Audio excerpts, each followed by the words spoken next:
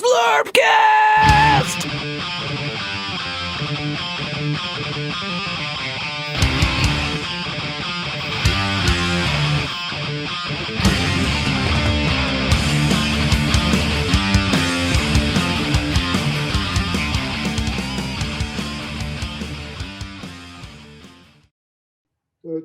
Did we want to?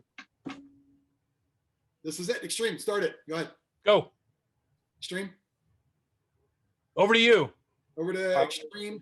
Ask about the format of what we're doing here, so I don't think it's really Great starting point. This is the show. This is it. Am I at my top row, Biran? No, you were the first one that showed up, but you still ended up going on the bottom. Why? Because you didn't approve me first? No, I don't even have to do that anymore. I think it's a racial thing. Oh, interesting. Yeah, because you were the last one to show up. Like You showed up first, but it audio- was connecting audio. Actually, I connected at 3:40 and I did a bunch of stuff. Because It had you as not yet connected audio wise. So Yeah. Mike jumped in before you, and so did Brian. Oh, so even if you're in, you're not really in. Right. Because I don't have to approve anymore. They updated it, so I don't have to do that. Interesting. Well, that was the setting, wasn't it? You could Yeah. change it. Well, no, the newer version, it actually works. Maybe Oh. it's the Mac version or whatever. Well, Zoom talk is riveting as fuck. We all Yep. know that. This is Zlurpcast TV. Xtreme, give a wave. Valdric, wave.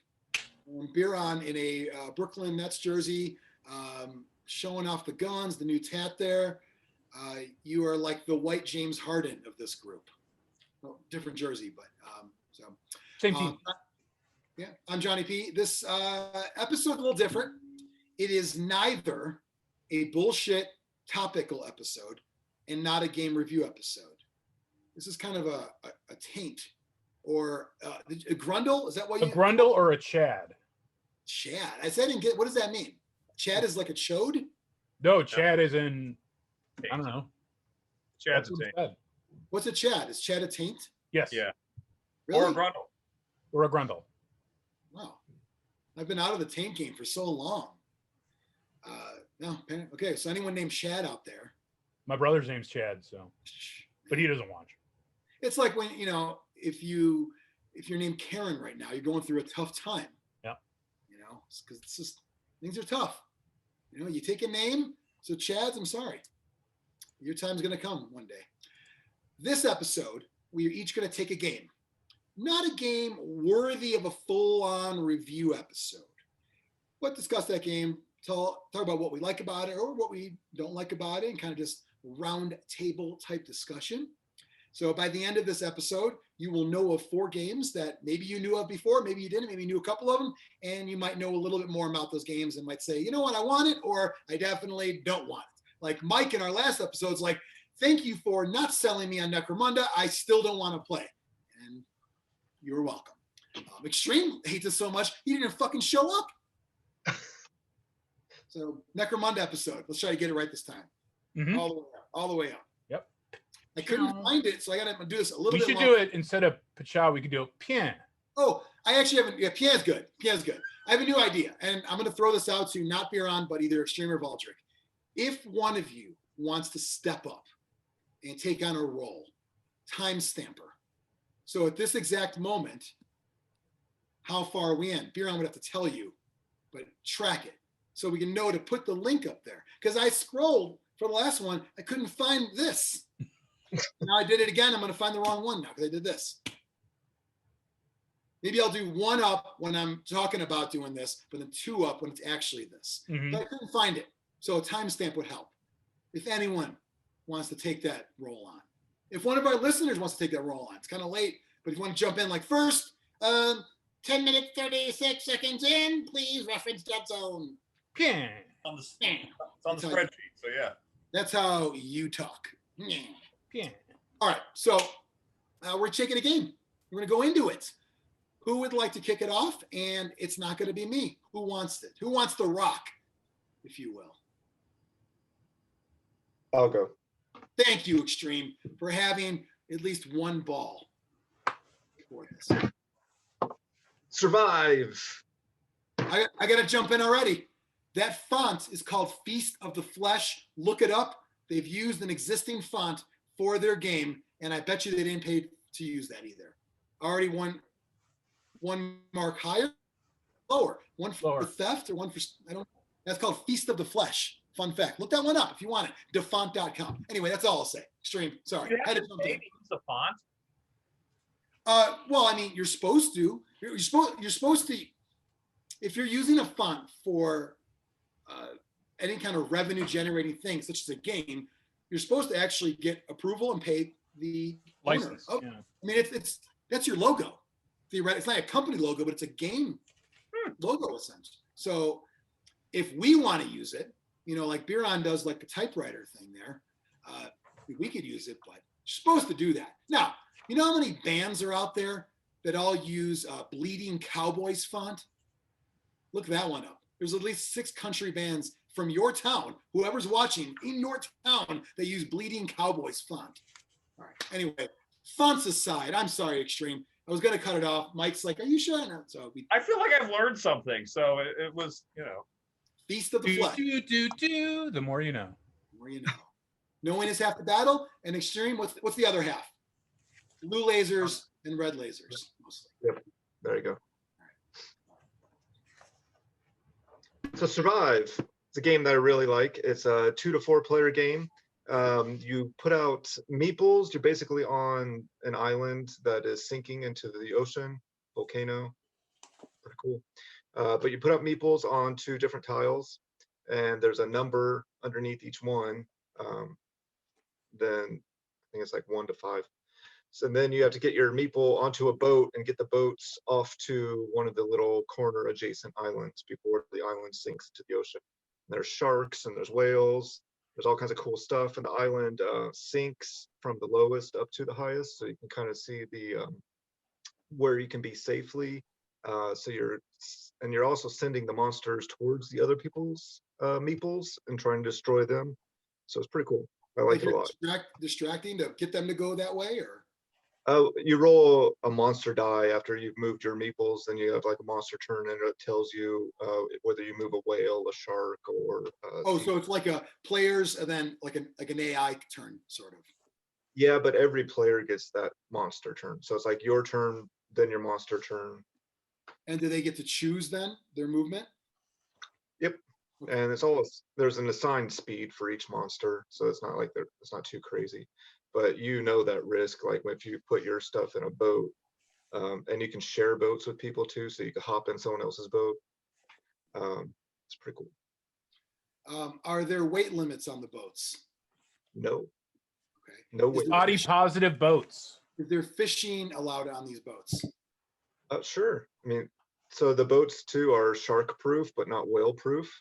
So Oh. whales destroy boats, but sharks only eat swimmers. So if you're swimming in the water, the sharks will eat you. But Interesting.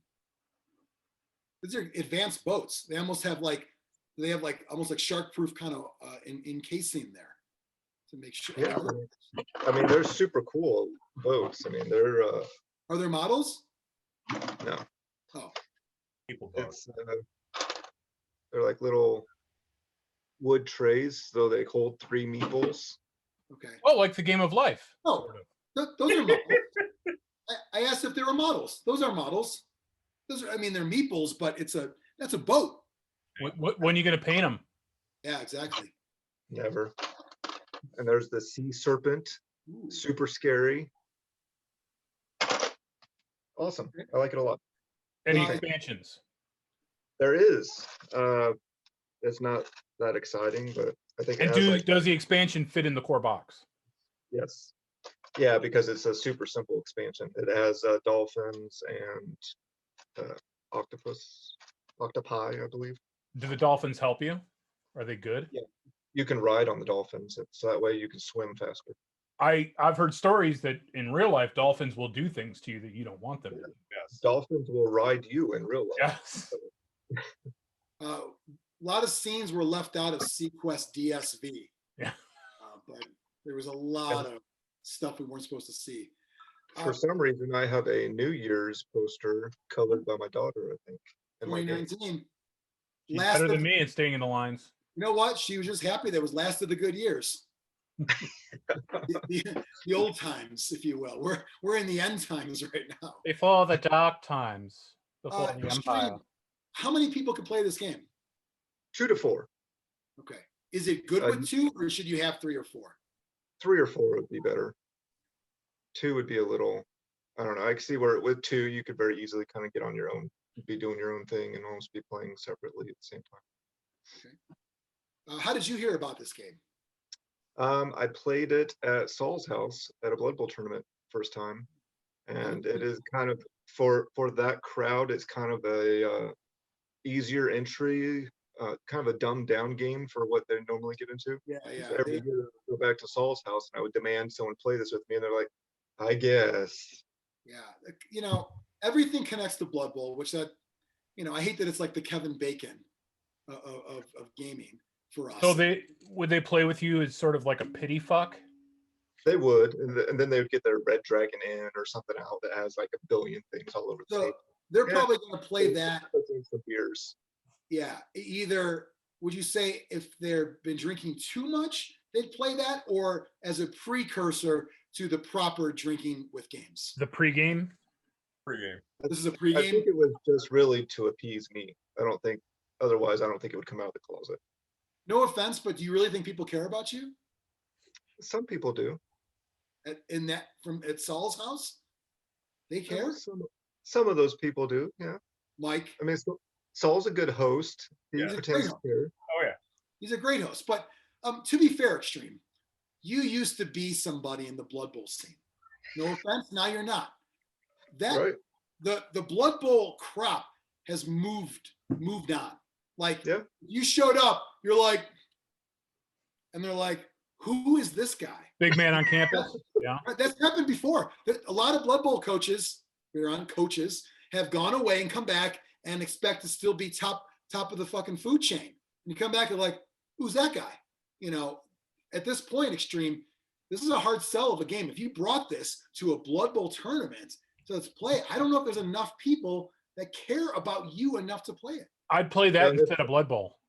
If I brought it to a tournament today, I think I'd be sitting in the corner waiting for people to show up to play with me. Virgil? You do a Virgil? Virgil would play. He'd say, how much fuck money do I get if I win? And how many breadsticks do I get?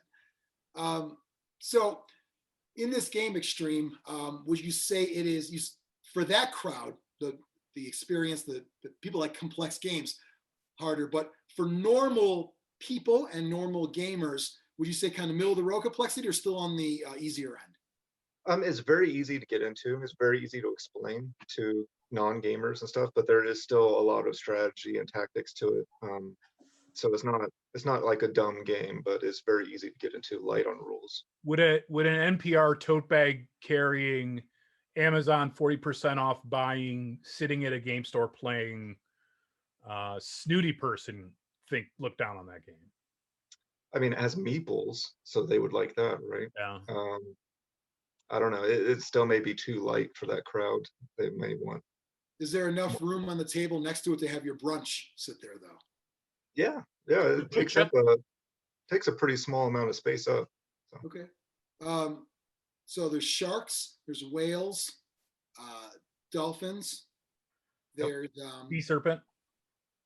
Sea serpent. Any Loch Ness monster, or couldn't get the rights? I don't know. They just went with sea serpent and kind of Name captured it over there. Name characters OP on this one, probably. Who makes this game? I don't know. Games Workshop. Stronghold Games. Okay. I've heard this is the 30th anniversary edition. Oh. I think it came with something extra when they reprinted it. I forget what it was. And you got it recently? No, it's been a while, but I think it was out of print for a while. Then they brought it back for the 30th anniversary. I'm trying to guess the timeline. When you got it, it was 30-year anniversary. Do you think there was any kind of Jaws tie-in? I don't think so. I don't know. Maybe a Sharknado tie-in, possibly. Okay. That probably makes more sense, yeah. Did you ever find yourself needing a bigger boat? All the time. Can you kick people out of your boat? No, that'd be nice. So you actually, like, if you have 2, there's 3 spots. So if you have 2 of the 3 spots, you get to control the boat. And if there's 3 different, which is really rare that you'd have 3 different people in the same boat, then you can all control it. So if someone has 2 people in, you hop in, but then you're kind of, they control where you're going with the boat. So But you assume they don't want their people to die, so, per se. there is some team up involved with multiplayer then. Yeah, but it's more like I trust that you're not going to get 2 people killed just to screw me over, so I'm going to jump in your boat. Well, that's a lot of trust. Yeah. Just saying. Any house rules to make up your own rules, and then they would just say, well, whatever floats your boat. Oh. I don't think there's any house rules needed because it is so streamlined of a rule set. But sure, whatever floats your boat. Ever try to play in real water? Nope. So you don't know if they float? I don't. No. You think? I mean, I assume they're made of wood, so I assume it would. But... It might be a witch if it's made of wood and floats. It's possible. When you compare this to your other, like, I mean, would you call this a family board game, at least for you? Yeah, a family board game or a game you'd bring out for like non-gamers because you could teach it to them so easily and get them into it. Sure. I've never heard of it before. I've never heard you talk about it. Is this higher ranked, or is this kind of just you thought it'd be fun to talk about? It's pretty high ranked. I like it a lot. It's up there with like the other game that I would put in the same category when non-gamers come over and I'm going to play a game. It's Camel Up. Those are probably my 2 that I bring out for people that I know they can handle this level of complexity. It's still fun for me too. You don't bring out like Twilight Imperium or something like that? Fuck that noise. No. Can you play this game while on some type of controlled substance? Absolutely. Yep. Yeah, you may not be great at it, but you can handle it and follow the game. Well, we got to be careful when you say controlled substance because there's fewer things on it now. So you're getting into hardcore drugs. That's true. I mean, heroin and crack. Oh, the classification. I mean, in some states, I think, like on they're different levels. Yeah. Cocaine's not as bad as marijuana on some of the lists. You know what I mean? So, where are we on Angel Dust Xtreme? I don't know. I've been out of that for a while. The Gina Carano character in the first Deadpool movie? I'm a fan. That as well. Any flaws about this game Xtreme, or is it just a fun time all around? I think it's a fun time all around. I don't really see any flaws. It's pretty awesome. I know it's not an official ranking, but if you were to give a ranking, how many Zlurpees would you give it? If I'm looking at it for what the game's attempting to achieve, I think it achieves it all. So for what it's trying to be, I would give it a full 5. Oh, man. Too bad it doesn't count. No, it doesn't. But I wonder if your 5 was given because you knew it doesn't count. It's possible. Who knows? Because I think you want to be the curmudgeon of the Zlurpee scores. Like I No, think you really want to be the last to give a 5. That's my prediction. Is that I think next to I've already given a 5 early. I blew my wad early, right in my pants. Was it the first one? The first one we reviewed got a 5? No, I was like 3rd maybe, but it was way early on though. Mike will give the next 5, I bet, and then Biran and Xtreme will be last in my prediction. 5s. I have trouble thinking of a game that we're going to review that would give a 5 too, but we'll see. Okay, good to know. Blood Bowl would have been your closest, I guess, but whatever. That ship sailed. No pun intended. Do you generally like boating games? Usually not. And this one isn't really like the normal nautical thing. It's a hex board, so you're just moving like hexes. Hexes is automatic 1 Zlurpee. Yeah. But yeah, and it's not, normally I don't like nautical themed games. Have you ever played this on a boat? I have not. No, I've Okay. not been on many boats. I have a question for you. Okay. Will this be a good board game to get for my RV trips to play? Are you gonna have more than 2 people on the trip? Yes. Is Then it better yes. with 4?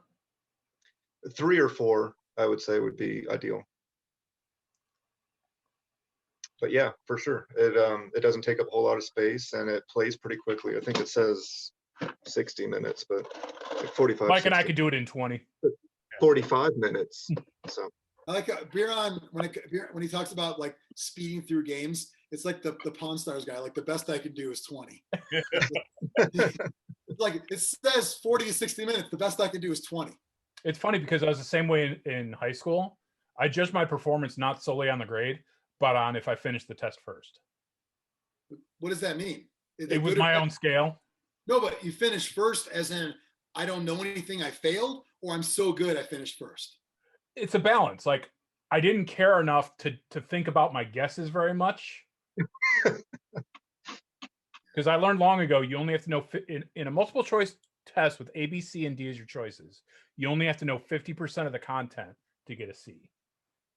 Yeah, or just pick C for all of them. Yeah, that works out well too. Except for when it's an all or none of the above, then it's if there's only one question that has all or none of the above, then it's going to be that. Of course, yeah. Common test tactics. Oh yeah, this is like behind the curtain with Mike. We had our class, the way we had to do homework, it was a humanities class at Harper. Every chapter, your homework was to write 3 test questions for it. And so the teacher was awesomely smart and lazy. So then we'd get our test and it'd be based on the ones she picked out of the ones that were submitted. And I got to one and it was like A, B, C, D, both A and C, both A and D, all the above, none of the above. And I freaked people out because I went, who the fuck wrote this question? I've done that, and students write ridiculously hard questions. It's because they'll know the answer. They wrote the question. They don't care. They're all selfish. Xtreme, with this game, is it still something people can get their hands on at a local store or online? I think so. I've seen it at stores fairly recently, so I'm pretty sure it's still around. For board gamers, does it fit their budget? Yeah, for sure. I didn't look up how much it was, but it's not as miniature gamers. Whatever.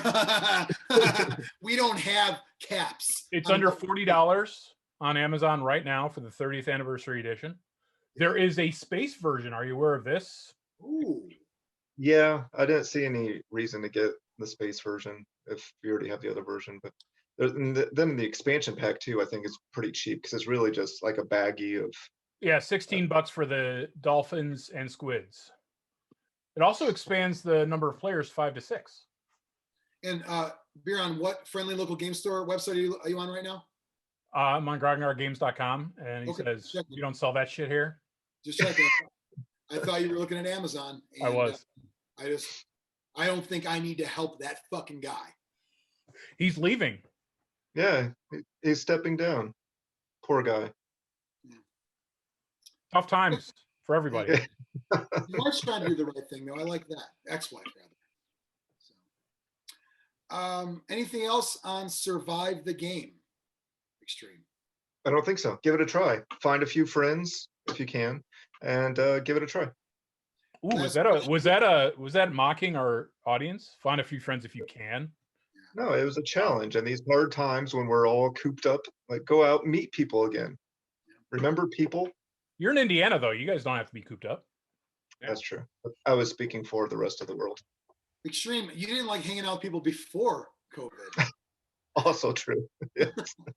He's like Randall from Clerks. He hates people, but he loves gatherings. Would you ever play a LARP version of this? No. Is there a cosplay scene for Survive? I don't think so. Okay. I mean, what are you going to dress up as, a meeple? Or a shark. A shark. Sure. All right. Well, that would be Xtreme's 5 if we were doing rankings on this one. We're not. We're not. But that is Survive. If you like boats, you like meeples, and you like friendly peoples to play with, that's your game. I do like the idea that the whales are the bad guys. Because I used to watch that Whale Roar show. And I would root for the Japanese. Yeah. Do you think there needs to be more like whale hate? I think they get too much of a pass, and they're idolized too much. I think. I don't idolize them. Me neither. I don't know any personally. Well, I don't think they exist. So that would be a false idol. Why would I? You wouldn't prey on it, that's for sure. Who would like to go next? Birando, Marlon Birando, one of the greatest actors of our time. I'm gonna throw a curve, and I'm actually gonna do a pen and paper role playing game. Oh, Most people think I hate them, and I do, but with the right people, this one is my favorite. Shadowrun. Okay. It is for you, those of you that are fans of D6s. It's a D6 based game. It is cyberpunk. It takes place in the, well, depending on what edition you have, it took place 10 years ago. It's the past now, though, right? Yeah, I guess. Because wasn't it like in the night, like supposed to be in the 2000s? Yeah, but depending on what edition you have, it might have happened in the past. Right. Computers that could fit into a single car trunk. So it was like back when we used to have flying cars in 03. That's right. Before, but this is an interesting spin because I know like Cyberpunk, the computer and Xbox, PS4 or 5 game is the hotness, but this kind of combines that with a fantasy setting, which I like, where basically crap goes down.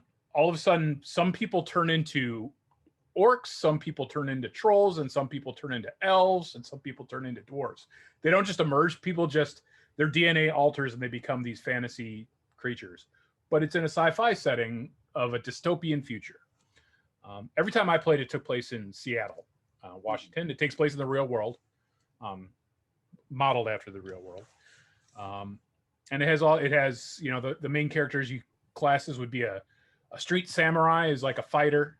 And everyone's augmented with bionic implants, and there's hackers and there's drones, and it gets closer and closer to more accurate the further you go along as to what actually happens in the future. But yeah, it's basically a success-based system where you're rolling to a target number and the better you are to skill, the more dice you get to roll to accomplish that. And it's opposed successes versus your game master's attempts using the things you're fighting and whatnot. And it's a lot of fun. It's an interesting role-playing game because it's not like D&D in a fantasy setting where you're so disconnected from it. It's close enough to real life where you'll see, like, I would try this in real life and it would probably work in the game if you have a good dungeon master. Mine was played by Adrian, a partial owner of Grognar Games, did a very good job, and we had a lot of fun with it.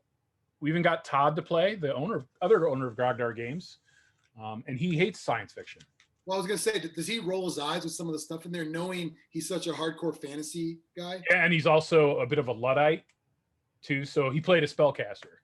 And the spellcasting mechanic, I never play spellcasters in any games, but it's an interesting mechanic where you can cast the spell, but then you have to try to recover from casting that spell, so that's very interesting. The other mechanic I really like about it is as you take damage, you become less sick, you get less dice to accomplish your tasks. Like you're getting beat up, so you're less effective in combat. We used to always play, when we played D&D, we'd say, how much damage does a 1 hit point orc do versus a 30 hit point orc? And it's the same. Whereas this, the enemies and you get worse at combat the more damage you sustain. Which makes sense. Just more record keeping, but it's still makes sense there. Well, it's easy. It even has a chart where it's like, all right, you've taken 2 damage, 1 more, and you go down to the next step. Okay, make it easier. Yeah. When you're creating characters, do you already go after different races, or does that happen to you as you go on? You pick from the start. Okay. I didn't know if it was like you meant like a. Well, they have the lore tells you, but I'm sure you could say this is right when it happened, but like I didn't know if it becoming an orc was like a disease or something. You know? No. Okay. And they're not. Do you remember that? I think was it Amazon or Netflix that Will Smith show Bright? Bright, Bright, yeah. It's that, basically. That's why like Bright got panned and people didn't like it. But because I played Shadowrun, I loved it because it was the closest to Shadowrun that I mean, I like it. Yeah. Orcs and football jerseys. Yeah. What else do you need? Yes. Setting, Okay. game system, all great. I haven't played it in years, but I forgot. Is there net running it too, or? yeah. See, that's where it gets interesting. So netrunners are your computer hackers. Yeah. So you go on jobs assigned to you by a fixer who arranges your jobs. Like you need to penetrate this corporate facility. And a hacker would go in and disable the security systems and do things like that and disable like sentry bots. But the problem with that is to do it right, it's almost a separate game in itself. Yeah. So instead of just saying, all right, I was successful, the net runner would go off with the DM and role play going through all those steps. So we always just said, we always hired a net runner. And then you didn't have to do it. Right. And Adrian the was same like, issues with all those cyberpunk type games is they go to the virtual world and thing, and it's like, okay, when we tried to do it, that 3 other people are in another room. Yep. For like one time, the DM left us in there for like 2.5 hours, and we're like, what the fuck, you know? Yeah. That's why I credit Adrian's face. He kind of explained, goes, this is, if anyone want to play that, we could do that, but this is the best way to do it for a fun. Yeah, for sure. Instead of everyone going to the tavern to do stuff, do you all go to Best Buy and buy Ram chips? You would, what was it? Stuffer Shacks was the term they used. It was like the fast food, like one company took over all the fast food restaurants and 7-Elevens, and they're called Stuffer Shacks. Nice. And that's where all the poor people. Yeah. Yeah. Think a slightly less grimdark version of Necromunda. Yeah. When has this been updated since the internet's been a thing? Oh yeah, yes. Like the early art, you would see like they have their decks, their computers, and they would be, the size of like a giant synthesizer, right? And it hooked up to their. Now it's just like it's all via like augmented reality and stuff like that. So it's real enough where you don't like, all right, come on. Yeah. Nobody does. They've updated the tech to go along with. Wow, we're actually advanced beyond this in some ways and behind in some ways. Yeah. Well, I got to put the new program in this giant disc. Yeah. 2 feet. Hold on, it's asking for disc 4 of 7. Right.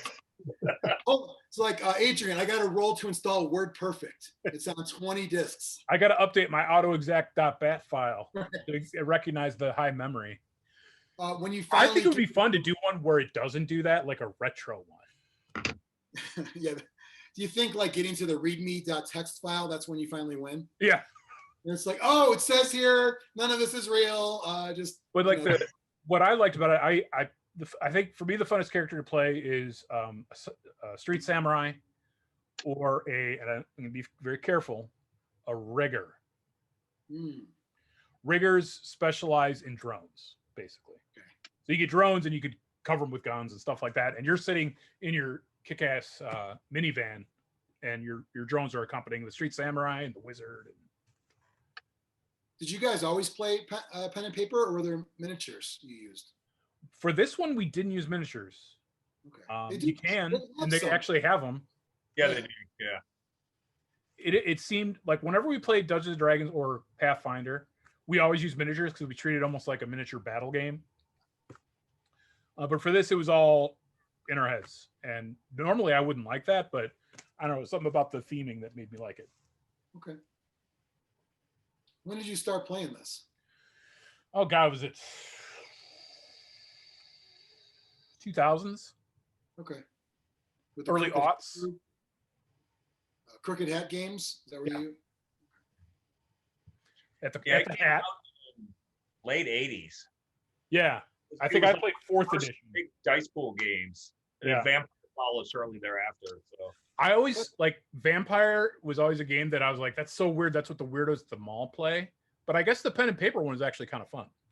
Yeah. If you get the right people, like all role-playing games, if you get the right people and you're all on the same page of what's acceptable and what's not, then like a war game, you're broader in who's acceptable to play with, like personality types, but a role-playing game, strict.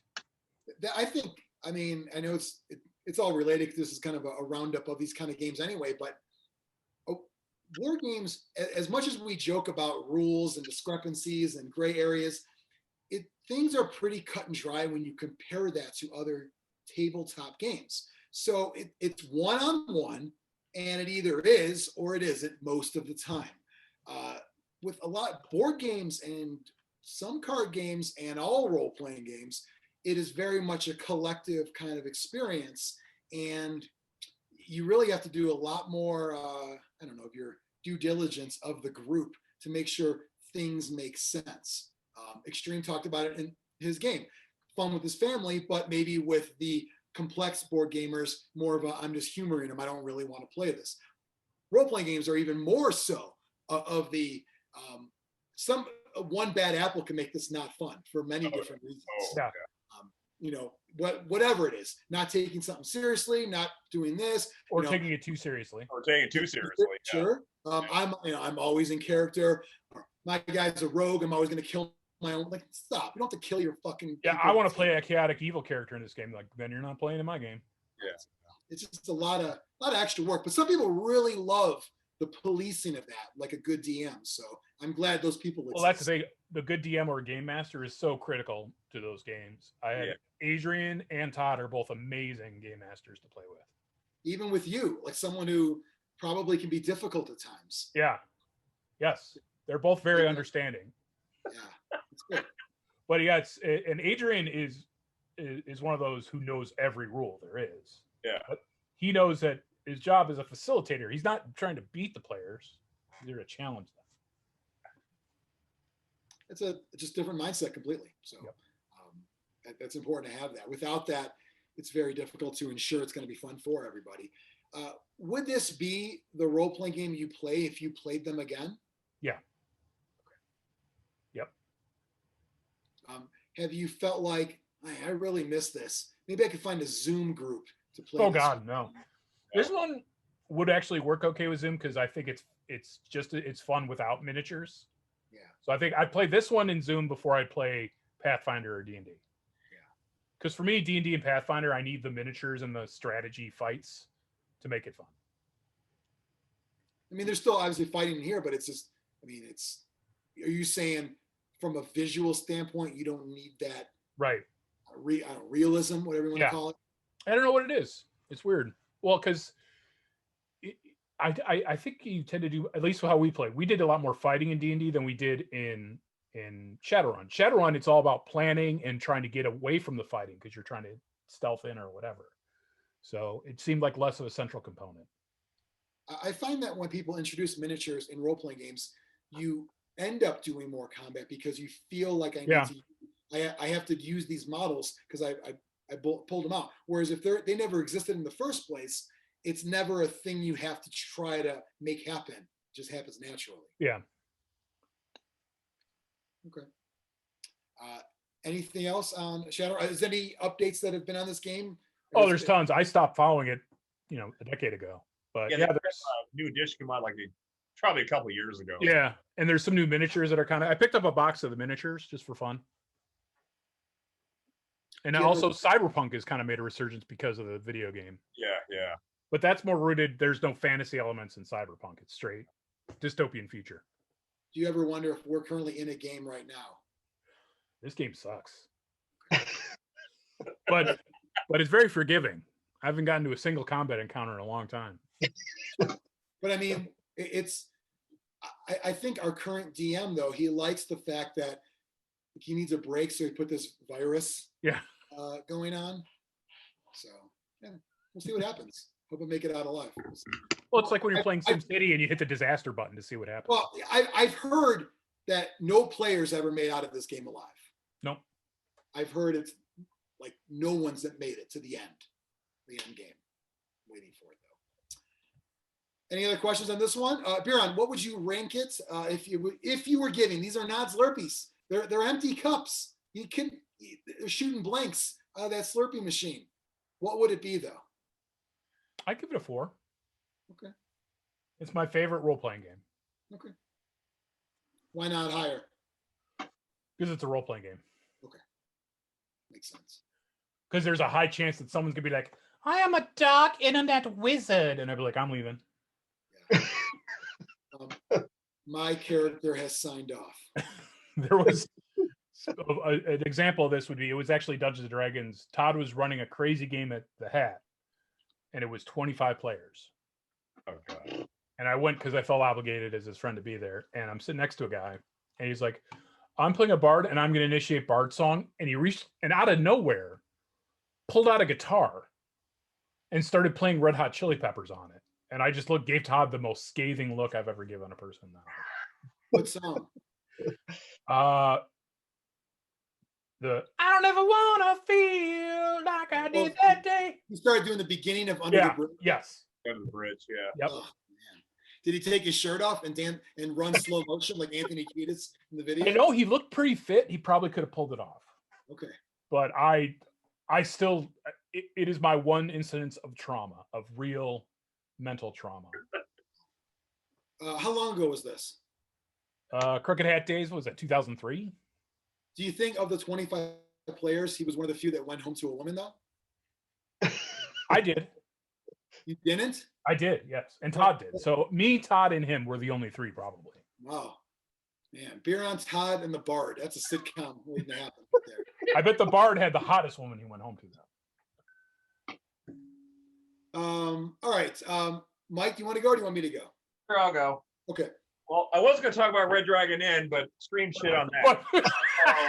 Oh.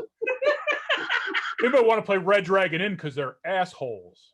All right, I will talk about a game that I had seen and didn't think about until Biran told us about, Railroad Inc. All right, it's a fun little game. It fits in a box, so it's small. These are two different. They use the same mechanic, but they're. What are the two games? Railroad Inc. Blazing Red Edition, Railroad Inc. Deep Blue Edition. Okay. There's also a yellow edition that. There's new editions coming out, green. Yeah, and a Cthulhu themed one too. But it's a railroad game. It's a railroad and road building game that utilizes. Let me get the things here. You can actually play it on these things where you use erasable markers and you draw it on this. Or if you're like me, you just use paper because I like killing trees. Well, and you made it bigger because as you get older, eyesight. Yeah, I didn't even think of that. Do you have a file for that? Yeah, I Google it every time, but yeah, okay. I have it somewhere. But what you do is, all right, you have dice. You've got 4 dice. What are dice again? Square cubes. They're cubes, square cubes. A lot of assumptions. That's all I'm saying. A lot of assumptions on Mike's part. And there are different icons of roads. Okay, I got it. Of roads and railroads, and junctions and corner pieces and all of that are on there. And you roll them, and you have 6 or 7 turns, depending on how many people there are. And your goal is to, I'll use this one, it's easier, is to start off the roads, start off in various places, and the railroads start off in various places. And you have to use the facings on these dice to make connections. So it's randomly every turn to go from one part of the board to another. And your goals are obviously to get the largest roads and the largest railroads. The largest networks. Yeah, networks, yes. Because again, it all makes big, because there's places where there's junctions where roads can hook up with railroads and make a junction. So you can tie everything all in together. And the basic game, you're just trying to do that. And also, if you can get stuff in the middle where the square is, you get bonus points for that. Then there's the expansions have to do with the special dice that you don't have to use. There's this, each game's got 2 expansions to it. This has lava. So there's volcanoes that are making lava, and that can destroy your roads. And then there's meteors, which will also destroy things as well. You can play this solo, which is probably the thing that put it over for me, is because if I got like 15 minutes to kill and I don't want to surf the internet or something like that, I can get this out. Like you just finished, so you don't want to look at the screen anymore. Yeah. So I can play by myself, and I'm basically just seeing how big of a score I can get. So there's no winning or losing when you're playing solo. You're just basically trying to play around for a little while and see how big your score can get. You can also play it with 2 to 6 people, I think it is, and you're all using the same roll. So your map will have the same roads and railroads as someone else's, but because you're all, doing this separately, it'll look different. Also, there you have 3 turns. There's these special things up front here that you can use 3 of them in your turn. So you got 6 turns. So 3 of them you can use one of these bonus things as well. They give you more connections, more elaborate. Yeah, those are like almost like wild cards. They're really almost like wild. They're really good pieces. Yeah. So again, it's a really fast game. You can play it like when I play it solo, I can get done in 20 minutes or 30 minutes at the most. I do like games that have roads and networks and whatnot in that as well. So I enjoy that aspect of it. And as I showed you before, the box is really small, so it's portable as well. So, and again, it's not like a main game, but it's a good game that you can whip out while you got 2 or 3 people here waiting for the 4th or 5th person for the big board game night to play as well. It's a palate cleanser for sure. Yeah. Now, when building a railroad, would you say it's best to maybe somebody to say, some kind of city planner of sorts, why are we building where there's lava? You have to get the population safely away from the lava. Yeah, but wouldn't you just say, you know what, maybe not the best area for this? Yeah, but look at Arizona. We're building where we shouldn't be building. So yeah. So you know what? I like it. You're saying our destiny is to expand regardless of what stands before us. I like that approach. Meteors, fuck it. You know what? Fuck it. If we don't spend our public works budget this year, we won't get as much next year. Aren't there? Oh, good. Sorry. Aren't there other themes to this too? Like outside of Railroad, aren't there other versions of this same game? I thought there was one where like you build neighborhoods or something. That's a different game. That's I have. There is one yet. It's in the lit. Like I watched the top 10 dice. Yeah. Game. Oh, so, but it's not like the same. No. In that game, I forgot what it's called. I remember looking up that the box on my thing. Yeah, you're rolling dice, and you have to. You're basically building neighborhoods, and it's a push your luck kind of a game where the more dice you have, you can build bigger neighborhoods, but you also you could box yourself out in some way. But you got to have so many dice rolls to get certain points. But if you use these dice spots early, you can't get them later, and that one's also really fun. I learned about that one when I was on vacation. One of the people that we're there with was playing it. So yeah, but this one actually, in that game, you're just using regular D6s, and this one you're using the special dice, which is again a bit of a limitation because you lose one of the dice, you can't play the game. Yeah, there's a lot of things that the mechanics are very proprietary to the components, I should say, are proprietary to the game. And you're right, you can easily get screwed if you lose something. And they just did a Kickstarter for the newer one that I think it's starting to fulfill now. Yeah. That has like the Cthulhu expansion and high-tech expansion, electricity, a bunch of crazy stuff. Yeah. Because there's a purple thing too. Because they all have a color theme to it. So that's how you can tell one from the other. And I honestly don't know if the dice like in this version are the same as the dice in the other. I assume they are, but I don't. Probably. So if you have more than one, if you do lose one die, it's probably okay. But anyways, it's a fun little game. I enjoyed it. I think people that like these kind of, I mean, even though Xtreme brought up, more neighborhoods, cities and whatnot, it's still in that same genre of sorts of building things. And that is, I think people either like that or they don't, I don't want to say they hate it, but they're not really that into it. But if you like that kind of style of game, I always think about, there's a guy I work with, and I know Biran will know the game, it's a video game, City Skylines. Yep.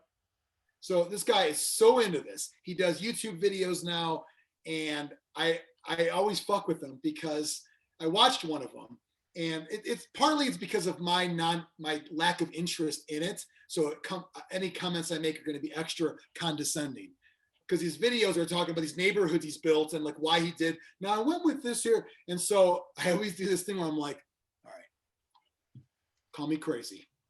We're gonna do a 3-way stop here. I know. I'm bananas. I know. Guys, Don't hear me out. Merge. We're gonna do a merge for 3 blocks. I know. Like but the thing is, people love that. Some people love those kind of games, and this kind of falls under that, especially if you do the solo play, right, Mike? Because you're not playing against somebody. You're just trying to beat your highest score and see how far you can get. Yeah. It is push your luck. You're like, do I want to keep this one going, or do I want to draw and get the points? Or you're like that last turn, you're like, I really, really need this junction. But it doesn't have that. I have issues sometimes with solo games because you're like, I need to roll a 5 or more. And then you're like, eh. But with this one, I don't really get that feeling. You get what you get, and you got to work with it. And maybe because it's a pool, I don't know. But sometimes solo games, you're like, well, it's teaching you to, work with what you've got. And in a lot of games, if things don't align right, you say, fuck it or whatever, I'll wait till the next turn, but you got to keep doing your thing. And some games too, it's like, oh, I got this. And so then you're just going through the motions the last couple of turns, or there's no way in hell. And then you're still going through the motions as you're just dying. And this one's just, you get what you get. So, So I asked Xtreme if he played Survive on a Boat. He said no. Biran playing, in his IT, we'll say career. I don't know if this is going to be your final thing. God, I hope so. I would have a lot of time if I did. It's not. We'll say career in quotes. Mike, you take the train to work. Have you played this on a train? No, I've not. Okay. I do have train games on my phone that I've played, though. Oh, okay. But this one needs a little more space than what you've got. Well, yeah. There was an app I had heard, but the app is gone. So it seems like a very simple app. You can get it seems like a game that you could very easily port to as $1.99 on the. Randomize your pieces and then drag them in where they go, right? And it seems like why don't you get on that? Yeah, I'll get right on my app building. If you've got a couple minutes tonight, instead of rolling up a new railway, maybe start coding. So I have this one game on my phone called Pocket Trains that I'll start playing it, and I will mark on the calendar when I have to stop playing it. Because you'll do one more turn. So no, yeah, you're just all you're doing is carrying shit from one city to another, and but it's for whatever reason, I just get addicted to it. And so I'm constantly on my phone seeing, which route is finished. And you have a reminder to tell you like enough? Yeah, I'll set it on my calendar and say, okay, I got to stop playing this. And I will just stop cold turkey and go like 6 months, and then I'll start again for like a month. It's like your future self telling you like, don't do something.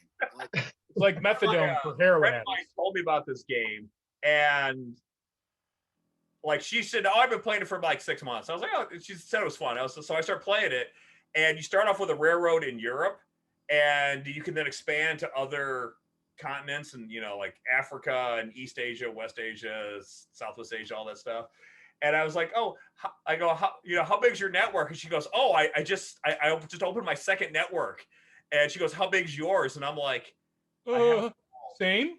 I have them all. She goes, how much did you play this game? And I was like, a lot. Because I actually deleted it. Once I built everything, I actually deleted it.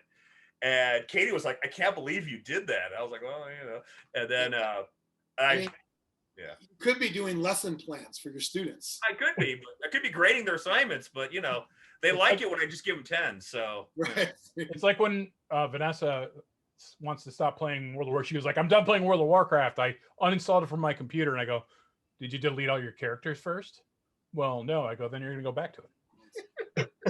It's not like a hard delete. Like, right.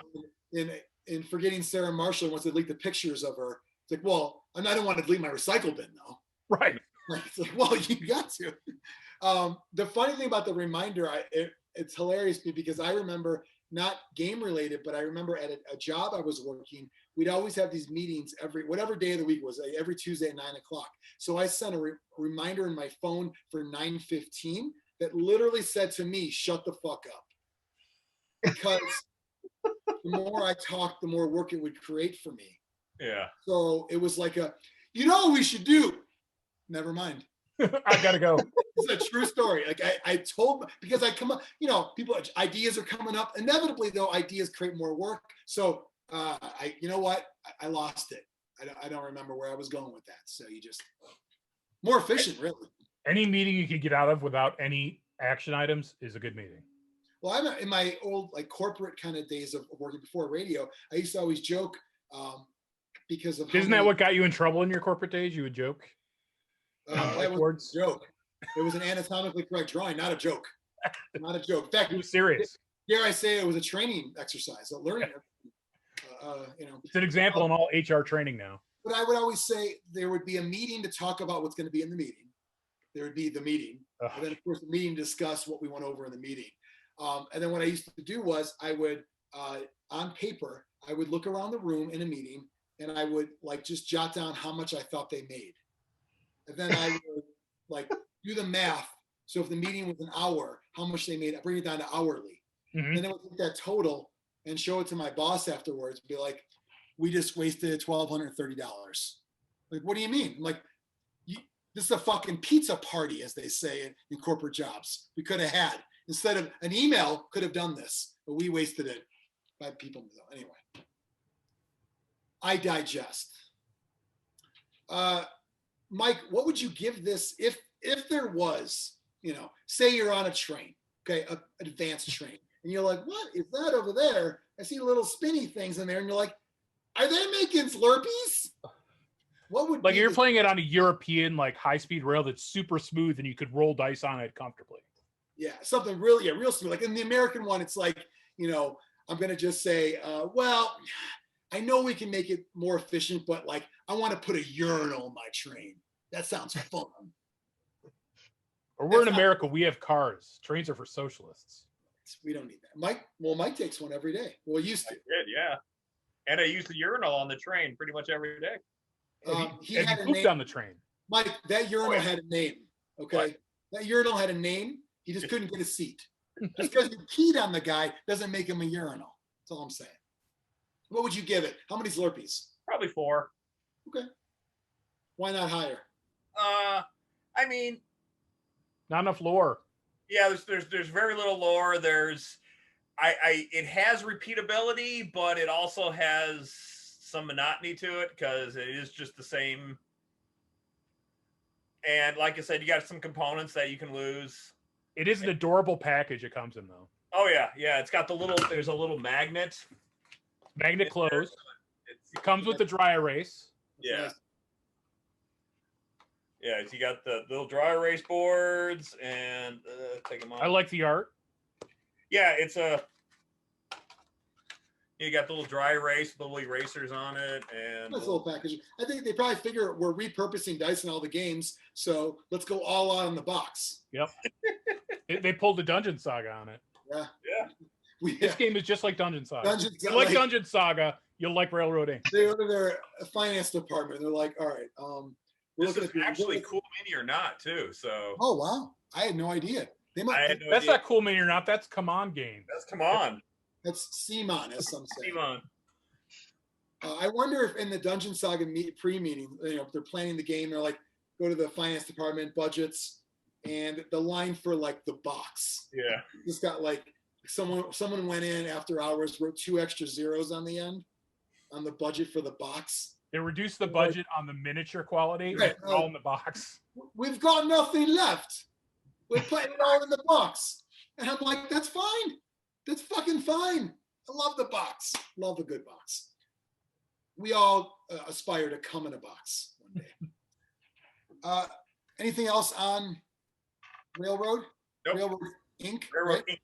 Inc. Currently available, and I think it's $20 roughly. It's a K, right? Yeah, because you're using ink to make the railroad. That's the joke. I love that. I love a good play on words. I actually think this one is harder to get.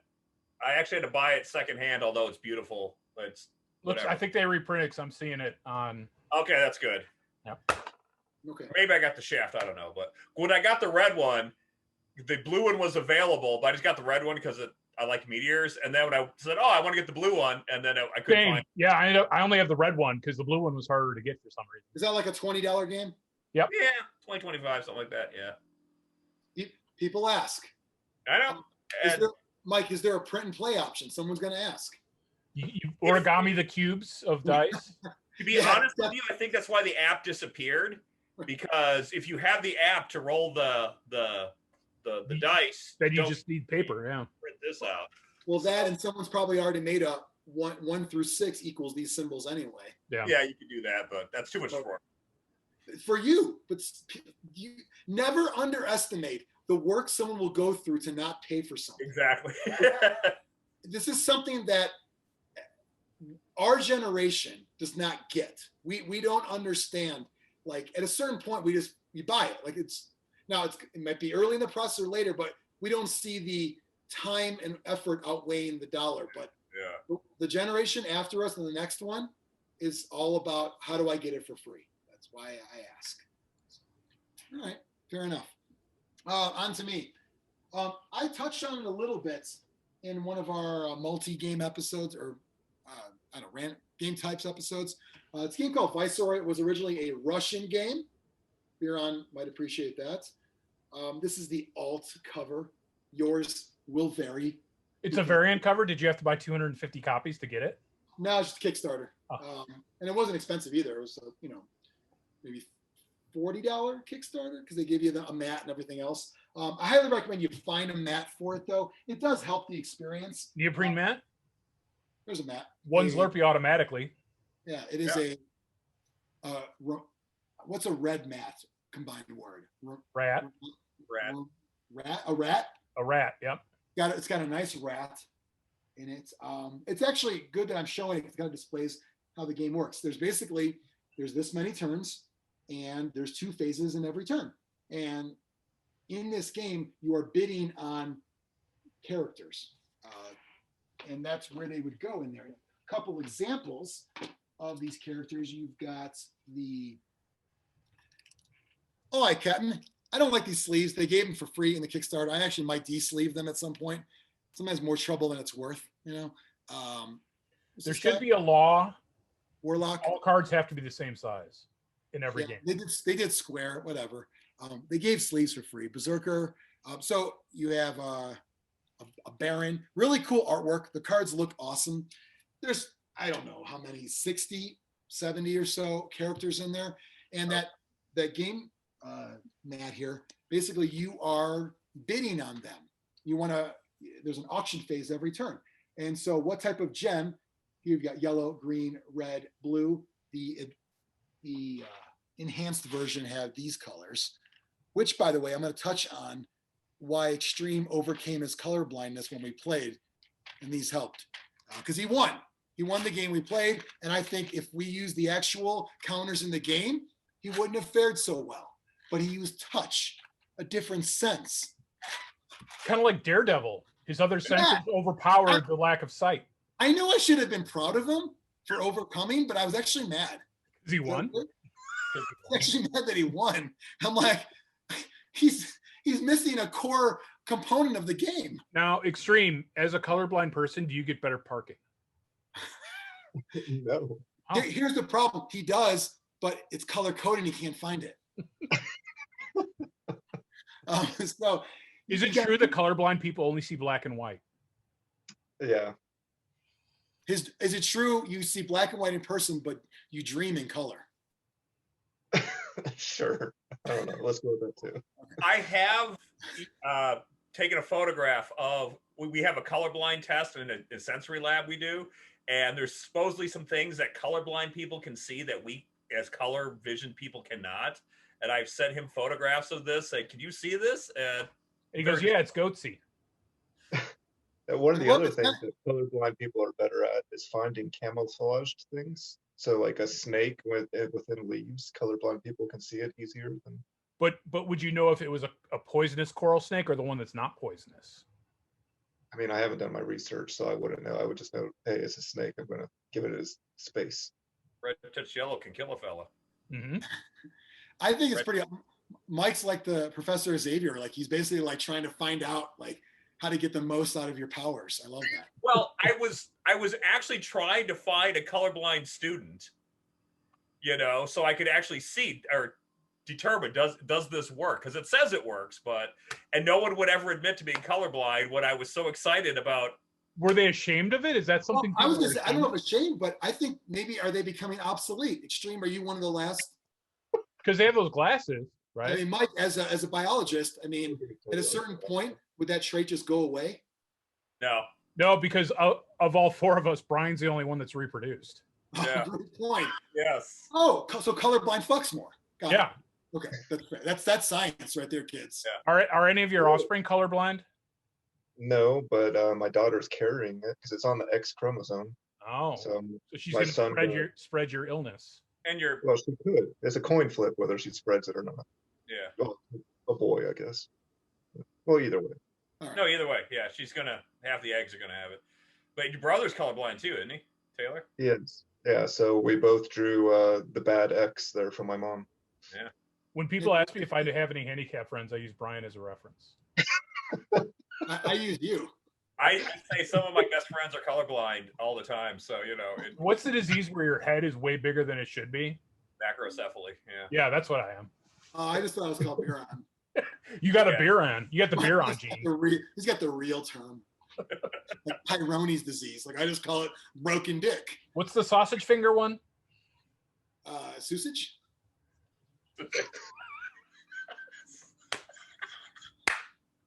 You know, the dwarves that can look handsome and the ones that look freakish. They're two different types. No, it's true. It depends on the proportions, right? Right. Yeah. All right.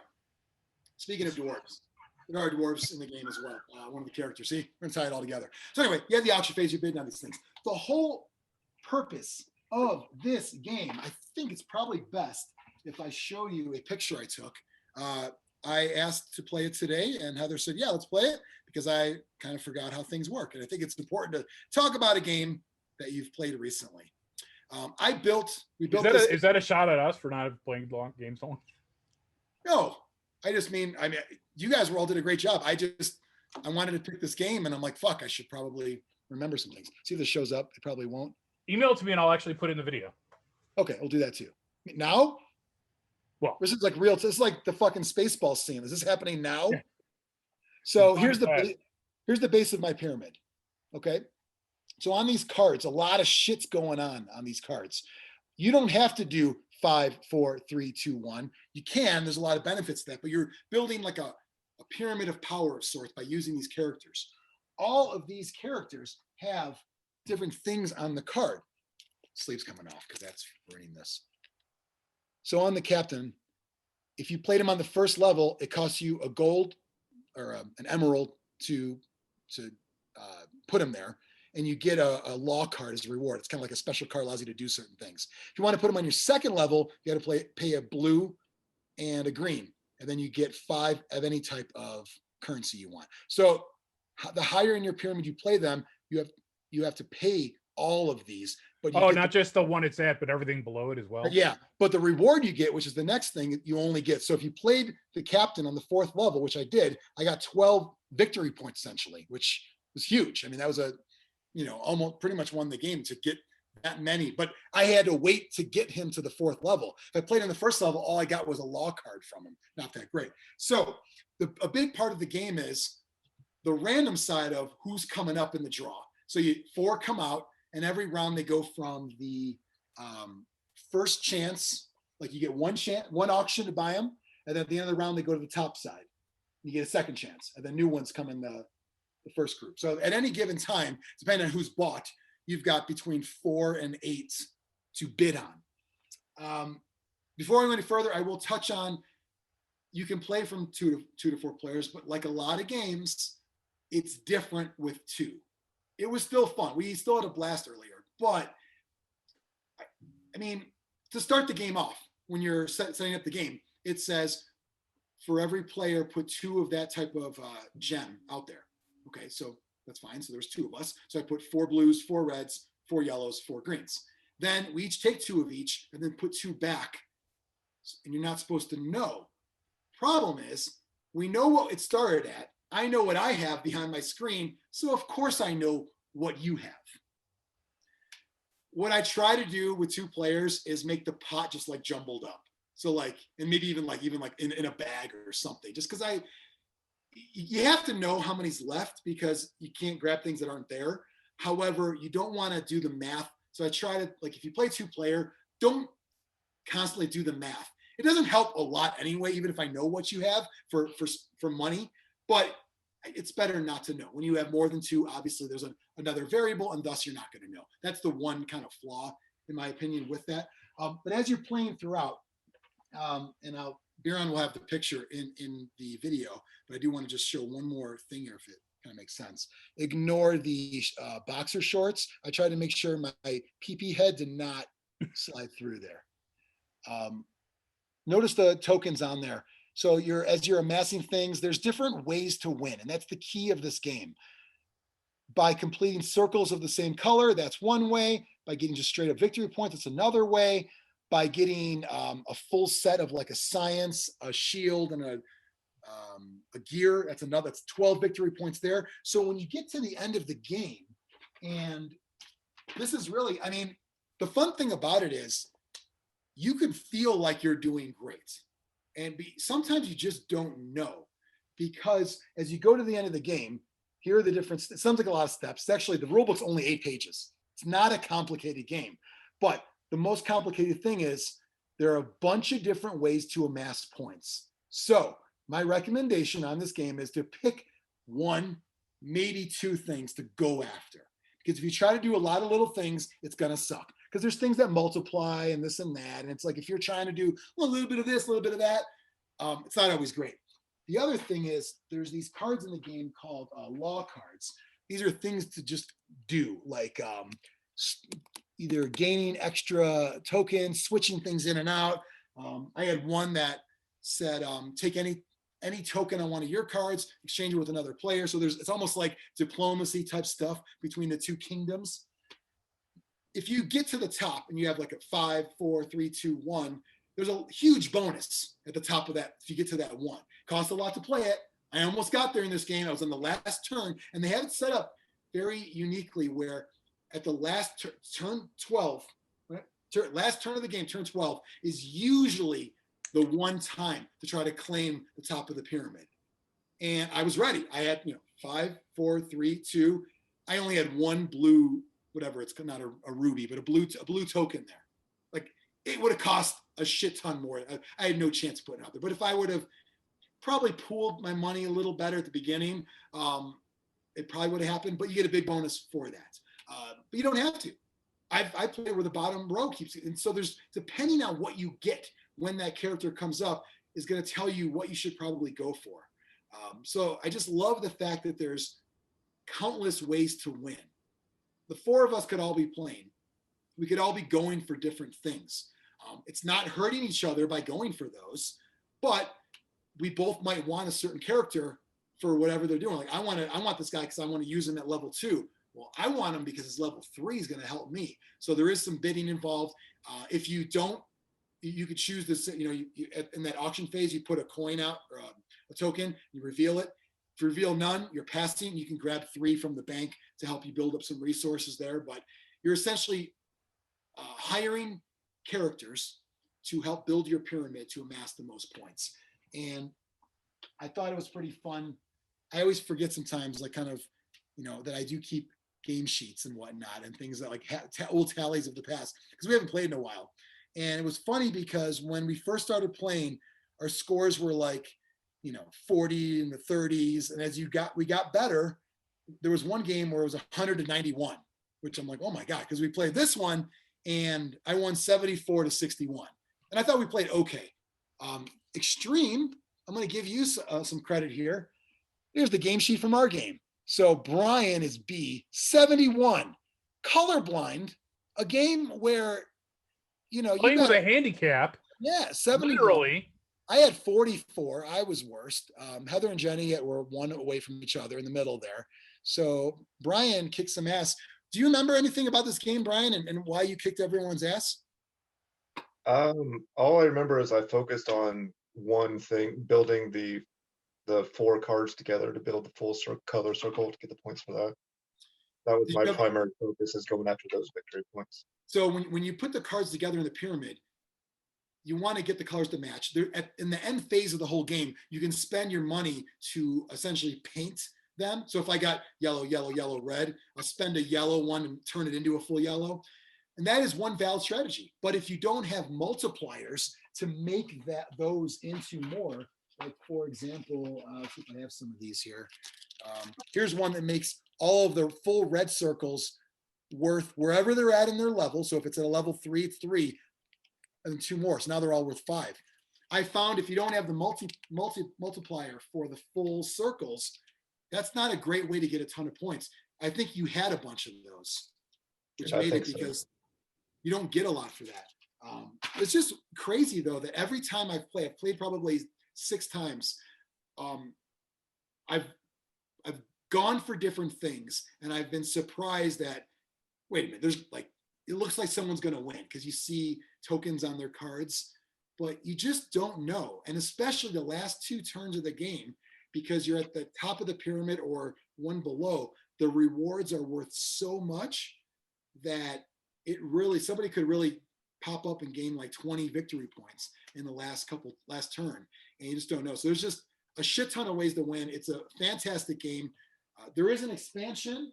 It is down there, and I've never played it. So I don't know what it really does. I think it's more cards. It's a full-size box like this one, but it's a great game. Any questions about it? Is it still available, and how much is it? Great question. Biran to the internet. Well, he's been doing it the whole time. What's it called again? Viceroy. Like the butterfly. Like the cheap pack of cigarettes my family would smoke back in the old days. My parents smoked Raleigh. Oh. They had those little the little dollar bill things, the tokens or whatever, and they saved this huge shoebox full, and they bought their stove with cigarette dollars. That's awesome. Oh. That's the American dream right there. Well, yeah, that's lung cancer right there. Or the people that have enough to get the leather Marlboro jacket. Yeah, you got to spend all the points. I want to get the duffel bag, everything. I remember when I working at 7-Eleven, my first job, I learned all the different brands, and I started to know the people. Like, oh, it's like, hey, Mike, Pall Malls. He's like, yep, Pall Malls. Oh, you look a little light in your loafers. You like the 100s, don't you? Virginia Slim, sir. That's a ma'am. It's ma'am. What? The game is sort of available. When you see it on Amazon with $10 in shipping and only 1 in stock, it tells me it's not readily available. Is that from a third party then? Yeah. Okay. But yeah, there's just, the artwork's really cool on it. There's so many different characters in the game. So I love that. But it's just kind of a fun game that every time it goes a different way. It's never felt boring anytime I've played, because you don't know who's going to be available to buy. You don't know if the other players are going to want to buy the same person. And there are several times where it's like, man, like I want this guy, but I can't afford him. So I'm going to pass this auction phase. Give me the 3. There's other things that increase that. There's law cards to give you more money. And then hopefully I get him on the second chance run, but maybe someone else is thinking the same thing. So it's a lot of that too. And 4 players is the most fun. I remember having a fun time. There's a minor learning curve. I'd say the first game, by the end of the game, you go, oh, I get it. So by your second game, you can feel good. The first game can be shaky because like I was going for complete circles by matching my first 2 rows. And then I'm like, that's all gone to shit. Like, I don't even care about that anymore because I don't have any multipliers. It's not going to be worth anything. So I completely pivoted to do something else, but still got enough later on. So it's a lot of that where you're like, I know I was going for this. I'm just going to have to go for this because of the way the cards fell. Just like my wife, you have to settle sometimes. Sometimes. And she's like, I had the goal of getting to the top of the pyramid. I even wanted a number 2, like a second. You're on the bottom row. Yep. And No multiplier. there was a lot to pick from on the bottom row, of those characters. And I'm like, I went with the dwarf hacker. Okay. The rigger. The rigger. Yeah. So anyway, great game, fun game. Get the How many math. Zlurps? How many theoretical Zlurpies? It would be a 4.5. And the only reason it's not a 5 is there is a flaw with 2 players because you just know. But it's only a flaw from I mean, I know it's the resource of the game, so it's kind of major. But at a certain point, I don't know who you're going to try to buy. If there's 8 characters there, and I happen to do the math of knowing you've got 2 rubies and this and that, I still don't know who you want to buy because I don't know what you have a hand which usually has a couple characters in it, 1 or 2, and then 1 or 2 law cards, depending on if you're blowing your wad early or not. So I don't know who you want to play. I don't know who you want to go for. There is just that one flaw of knowing how much is available and what you have if there's 2 players. So that's a minus 0.5.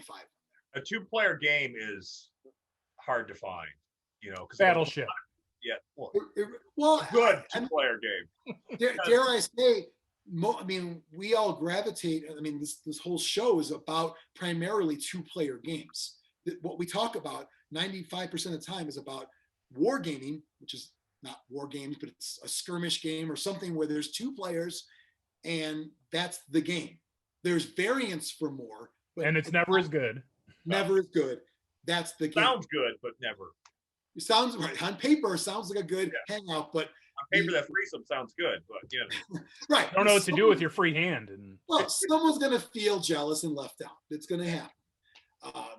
But as always, food at Uncle Bill's trumps the 3-way and Grognard later on. Happens all the time. All of that. So in board games, it's the opposite. It's can you play 2 players? Yeah, but and that always probably maybe me and Biran probably compared to you guys are probably more inclined to not want to play the board game because of that. I don't always want to try to find cool people to play with. In a side game, main game discussion, you've got your pick. We're all gathering at Xtreme's house to play Blood Bowl tomorrow.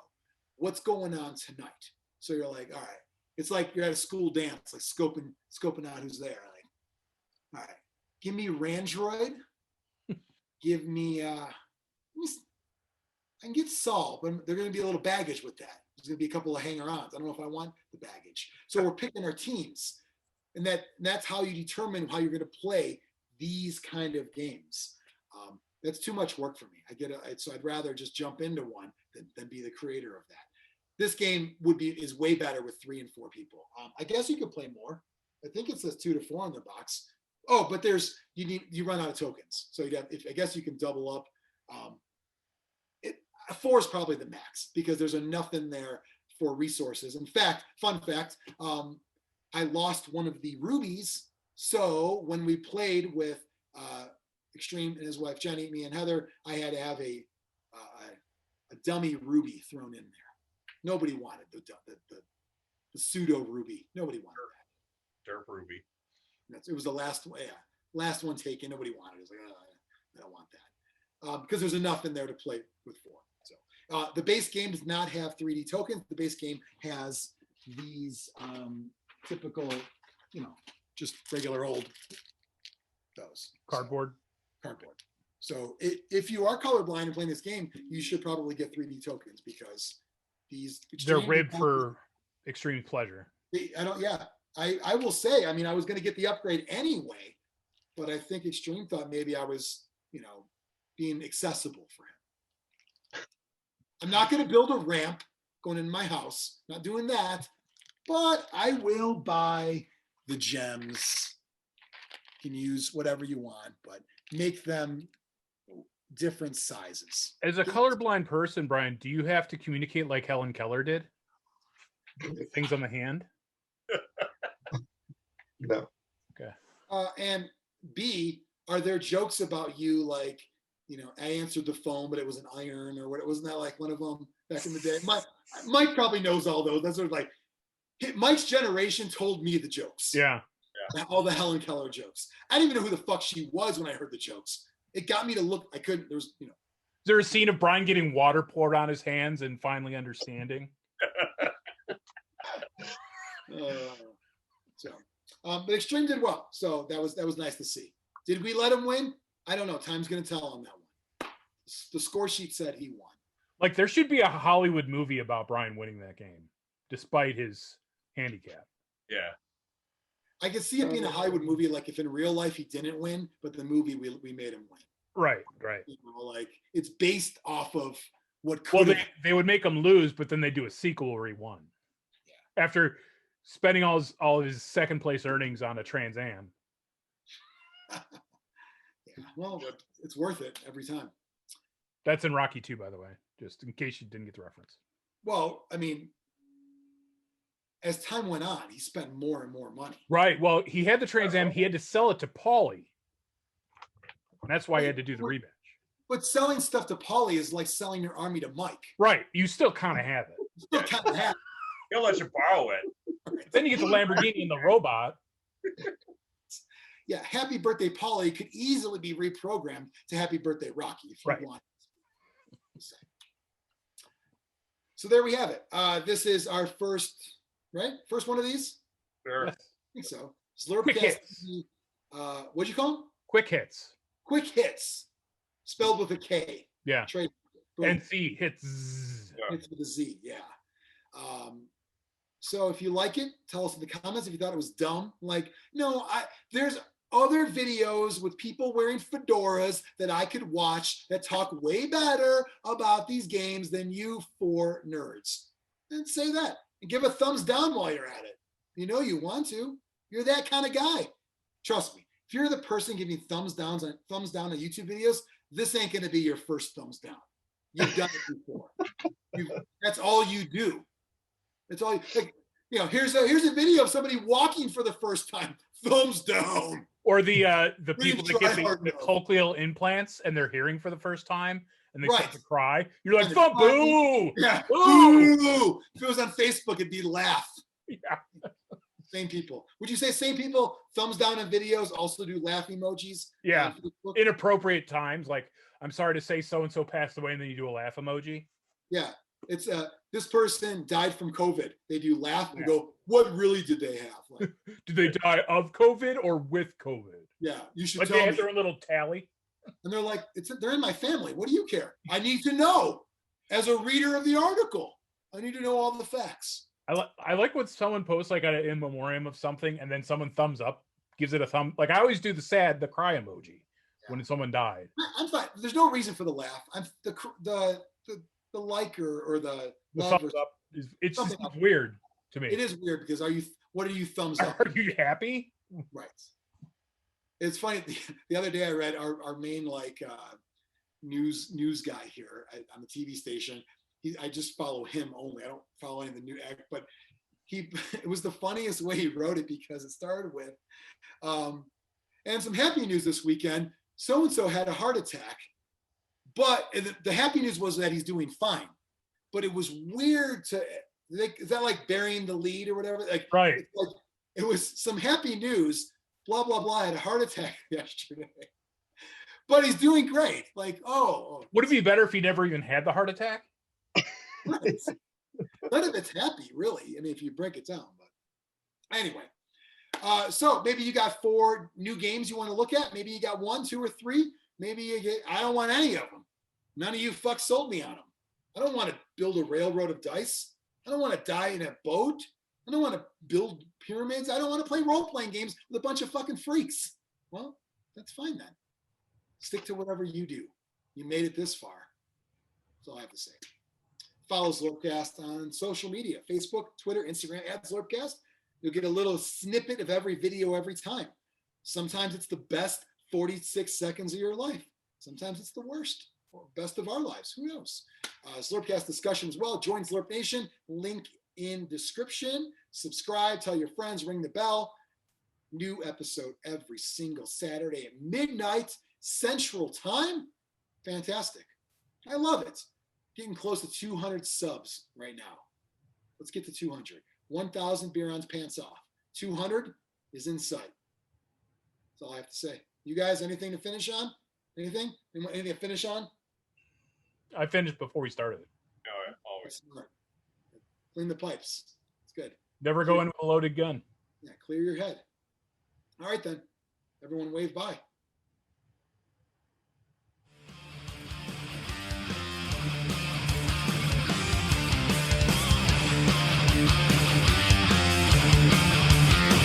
Zlurpcast!